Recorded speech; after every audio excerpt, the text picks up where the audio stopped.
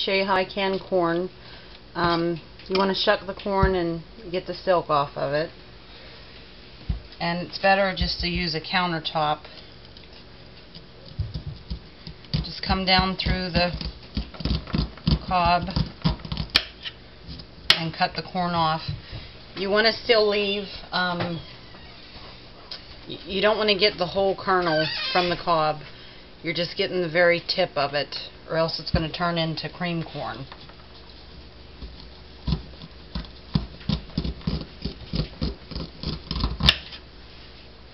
So you're going to scrape all the kernels off.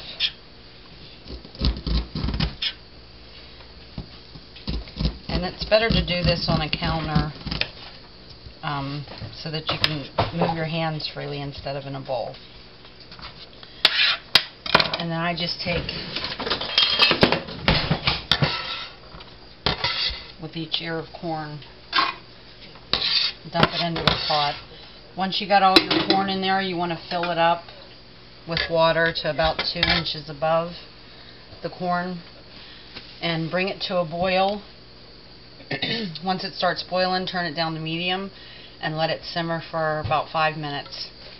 And after I get all the corn off the cobs and get to that point, I'll come back and show you the rest.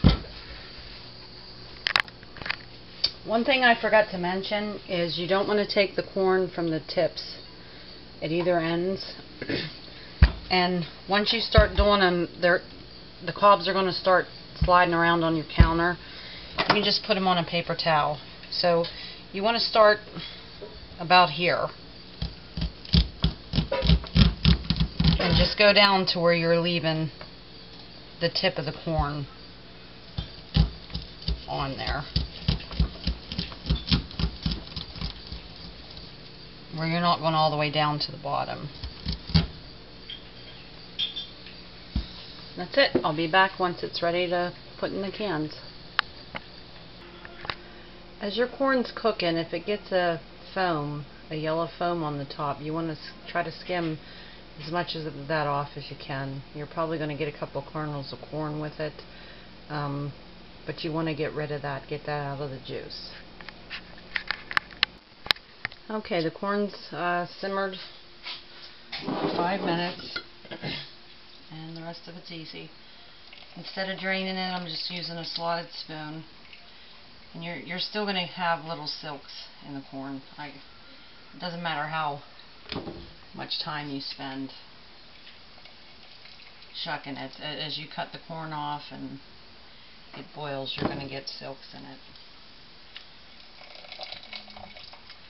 I'm going to fill up each pint jar to just below where the lid sits.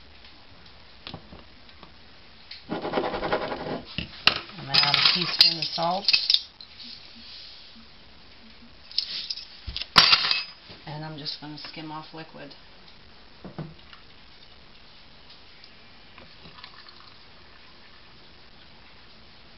fill up the jar.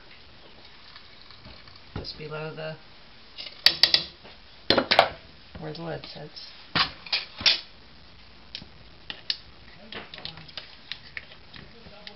Okay. Put your lids on fingertip tight, and you're going to pressure can these for, let me see, 85 minutes to pressure can them. So there's no formula for me to tell you how many pints you'll get out of how many ears of corn.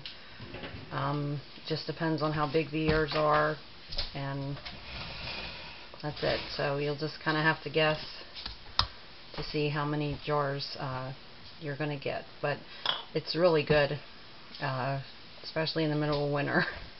You open up a can of it and put some butter and a little bit of salt in it, and it has more of a corn on the cob taste than the canned corn you buy in the store. So that's it. Canned corn. Thanks for watching. Okay, not the end. I realized the salt I was giving you was for quarts. You use a teaspoon of salt for quarts, half a teaspoon of salt for pints. And You're only going to process pints for 55 minutes. The quart jars are for 85 minutes. So the difference. I put a teaspoon of salt in that first one.